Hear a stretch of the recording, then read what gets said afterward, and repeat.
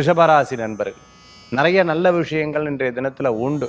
ஆனால் எப்போவுமே நல்லது நடக்கும் பொழுது ஒரு விரயங்கள் இருக்கும்னு சொல்லுவாள். இந்த மாதிரி விரயங்களும் இன்றைய தினத்தில் இருந்துட்டு இருக்கும். ஒரு 4 பேர் நம்மளை பற்றி நல்லது பேசுவா, 4 பேர் எதிர்த்தாப்பில் பேசுவா, 4 பேர் பார்த்தீங்கன்னா பின்னாடி போய் பேசுவா, 4 பேர் முன்னாடி சிரிப்பா. இதெல்லாம் காதில் வாங்கணும். எப்போ தான் அதை தான் நமக்கு வளர்ச்சின்னு சொல்லுவாங்க. ஒரு அரசியலில் இருக்கக்கூடிய நபர் என்கிட்ட வந்து ஜாதகம் பார்க்க வர்றார். அவர் என்கிட்ட சொன்னார், சார் நான் வந்து இந்த மாதிரி அரசியலில் இன்றைக்கி இத்தனை வருஷம் இருந்துட்டுருக்கேன், பதவிக்காக வெயிட் பண்ணிட்டுருக்கேன், எனக்கு நல்ல பதவி கிடைக்குமா அப்படின்னு கேட்கும்பொழுது, நல்ல பதவி கிடைக்கும், ஜாதக ரீதியாக அப்படி இருந்துட்டுருக்கு அப்படின்னு சொல்லி.